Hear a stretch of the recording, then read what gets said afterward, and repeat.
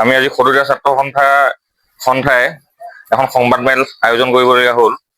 ইয়াৰ সংবাদমেলত আমাৰ উপস্থিত আছে সদৰীয়া ছাত্ৰ সন্থাৰ উপদেষ্টা প্ৰহ্লাদ কুমাৰ মছলম ডাঙৰীয়া, উপসভাপতি কন্দপ শুকাই, বিত্ত সম্পাদক বিদ্যা মিথি, প্ৰচাৰ সম্পাদক বিজু পাটৰ, সহ সম্পাদক ভাস্কৰ শুকাই, প্ৰচাৰ সম্পাদক মন্টু শুকাই আৰু নগাঁও জিলা সমিতিৰ সভাপতি সিদ্ধান্ত বৰদলৈ ডাঙৰীয়া উপস্থিত আছে। আৰু আমি আজি বিশেষ এটা কাৰণত আমি এই সংবাদমেলখন অনুষ্ঠিত কৰিবলগীয়া হ'ল। ইয়াৰ মূল কথাটোৱেই হৈছে যে সদৰীয়া ছাত্ৰ সন্থাৰ যি মূল দাবী আছিলে ভাৰতীয় সংবিধানৰ ৬ষ্ঠ অনুসূচীত তিৱা স্বায়ত্ব পৰিষদ অন্তৰ্ভুক্ত কৰা, কিন্তু দুৰ্ভাগ্য বিষয় যে এজন কেন্দ্ৰীয় গৃহমন্ত্ৰীয়ে তিৱা ৰাভা মিচিং স্বায়ত্ত পৰিষদক সাংবিধানিক মৰ্যাদা প্ৰদান কৰাৰ ক্ষেত্ৰত যোৱা ২৫ ডিচেম্বৰ তাৰিখে ২০২৫ ডিচেম্বৰ তাৰিখে নতুন দিল্লীত ত্ৰিবাৰ্ষিক বৈঠক অনুষ্ঠিত কৰি তেওঁ প্ৰতিশ্ৰুতি প্ৰদান কৰিছিল যে জানুৱাৰী মাহৰ ভিতৰত ২০২৬ বৰ্ষৰ জানুৱাৰী মাহৰ ভিতৰত এটা ইণ্টাৰলকিত তেওঁ ঘোষণা কৰিব, মধ্যস্থতাকাৰী। কিন্তু এজন কেন্দ্ৰীয় গৃহমন্ত্ৰীয়ে আজি ৮ মাহ ধৰি কিন্তু এই তিৱা ৰাভা মিচিঙক কিন্তু মানে যি প্ৰতাৰণা কৰিলে তাৰ কাৰণে আমি গৰিহণা দিছো। আৰু এজন মিছলীয়া হিচাপে আমি গৃহমন্ত্ৰী অমিত শ্বাহ ডাঙৰীয়াক আমি আজি তিৱা ছাত্ৰ সন্থাই আমি ঘোষণা কৰিছো তেওঁক যাতে অতি সোনকালে এই নগাঁও লোকসভা নিৰ্বাচনৰ উপনিৰ্বাচনৰ পূৰ্বে যদি ইণ্টাৰলকিত ঘোষণা নকৰে তেতিয়াহ'লে কিন্তু তিৱা ৰাইজে বিজেপিৰ বিৰুদ্ধে কিন্তু ভোট প্ৰদান কৰিবৰ কাৰণে কিন্তু সাজু হৈ আছে। দ্বিতীয় কথাটো হৈছে তিৱা স্বায়ত্ত পৰিষদখনৰ নিৰ্বাচন অনুষ্ঠিত কৰিব লাগিছিলে জানুৱাৰী মাহত, ইতিমধ্যে ৬ মাহ এক্সটেনশ্যন কৰিলে আৰু ৬ জুলাই তাৰিখে সেই এক্সটেনশ্যনৰ দিন উকলি গ'ল। কিন্তু জানুৱাৰী মাহত নিৰ্বাচন অনুষ্ঠিত কৰিব নোৱাৰাটো চৰকাৰৰ এটা মানে বিফলতা। কি কাৰণত তেখেতসকলে জানুৱাৰী মাহত নিৰ্বাচন অনুষ্ঠিত কৰিব নোৱাৰে তিৱা স্বায়ত্ত পৰিষদক?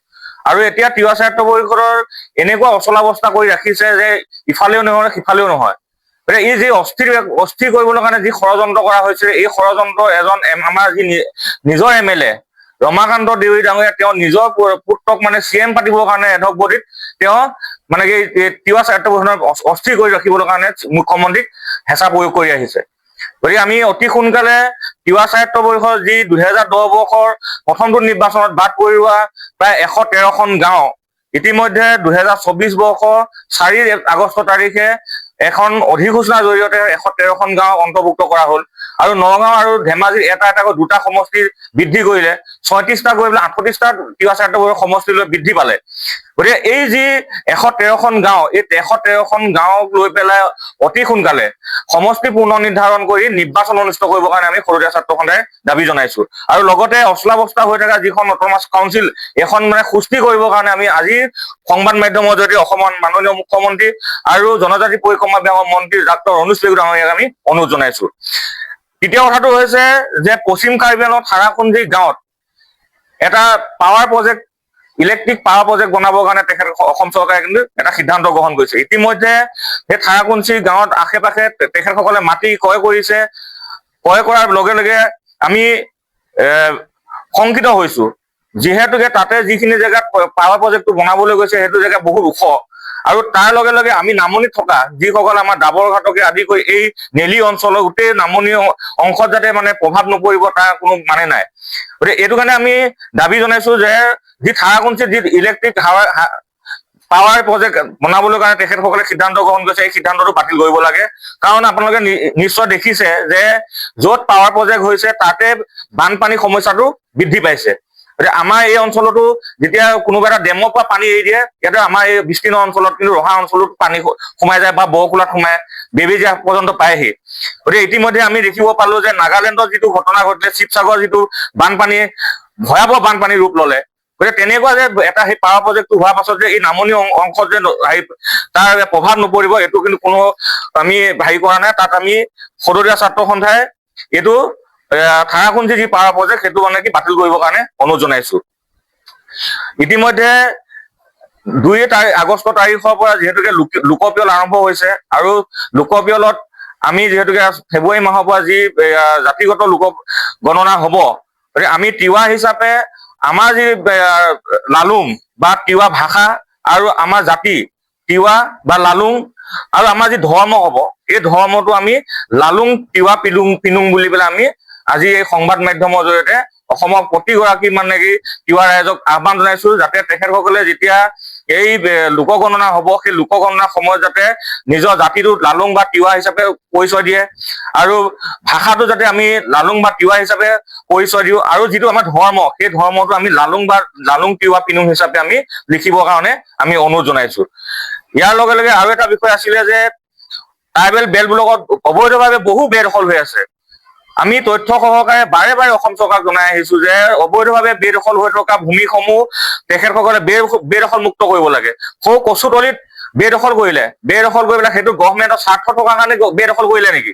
এইটো আমাৰ প্ৰশ্ন। গতিকে ইতিমধ্যে নেলি অঞ্চলত ট্ৰাইবেল বেল্টবিলাকত অবৈধ বেদখলকাৰী উচ্ছেদ কৰিবৰ কাৰণে জাননী প্ৰেৰণ কৰা হ'ল, কিন্তু আজিলৈকে কিন্তু এঘৰ মানুহো তাৰ পৰা উচ্ছেদ কৰিবলৈ নোৱাৰিলে। গতিকে আজি এই সংবাদ মাধ্যমৰ জৰিয়তে অসমৰ মাননীয় মুখ্যমন্ত্ৰী হিমন্ত বিশ্ব শৰ্মা ডাঙৰীয়াক দাবী জনাইছো যে অতি সোনকালে ট্ৰাইবেল বেল্টবিলাকত অবৈধভাৱে বেদখল হৈ থকা মাটিখিনি বেদখল মুক্ত কৰিব লাগে। আৰু আমি এই দাবীসমূহক লৈ পেলাই এলানি আন্দোলনৰ কাৰ্যসূচী ঘোষণা কৰিছো। আমি অহা 29 আগষ্ট তাৰিখে মৰিগাঁৱত এটা গণ ধৰ্ণা কাৰ্যসূচী ৰূপায়ণ কৰিম। ছেপ্টেম্বৰ মাহৰ দ্বিতীয় সপ্তাহত এই জাতিগত যি লোকগণনা হ'ব, এই লোকগণনাৰ ওপৰত বিশেষ এখন আলোচনা চক্ৰ বা আমি নাগৰিক সভা অনুষ্ঠিত কৰিব জিলা পুথিভঁৰালত, মৰিগাঁও জিলা পুথিভঁৰালত নাগৰিক সভা অনুষ্ঠিত কৰিবৰ কাৰণে সিদ্ধান্ত গ্ৰহণ কৰিছো। আৰু অহা নৱেম্বৰ 20 তাৰিখে নতুন দিল্লী যন্ত্ৰ মহলত আমি গণ ধৰ্ণা কাৰ্যসূচী ৰূপায়ণ কৰিম। গতিকে সময় থাকোঁতে অসম চৰকাৰ আৰু কেন্দ্ৰীয় চৰকাৰে কথা পাতি আলোচনা কৰি ইণ্টাৰলকিত ঘোষণা কৰক আৰু ট্ৰাইবেল বেল্টবিলাকৰ অবৈধ বেদখল উচ্ছেদ কৰক। তাৰ লগে লগে পাৱাৰ প্ৰজেক্টৰ কামটো এইটো বাতিল কৰক। গতিকে এই দাবীসমূহ লৈ পেলাই আমি আজি সংবাদ মাধ্যমৰ জৰিয়তে অসম চৰকাৰক দাবী জনাইছো। শদিয়াৰ পৰা ধুবুৰীলৈ, বৰাকৰ পৰা ব্ৰহ্মপুত্ৰলৈ সকলোৰে মাজত চিনাকি এটা নাম প্ৰাতঃটাইম। থলুৱা ভাষা, কৃষ্টি আৰু সত্য বাতৰিৰ আধাৰত প্ৰতিষ্ঠিত খবৰ প্ৰাতঃ টাইমৰ প্ৰতিটো বা বাতৰি পুংখানুপুংখভাৱে চাবলৈ Facebook, YouTube, website, Twitter, Instagram আৰু ব্লগাৰ পেজত লাইক আৰু ফ'ল' কৰক। ধন্যবাদ।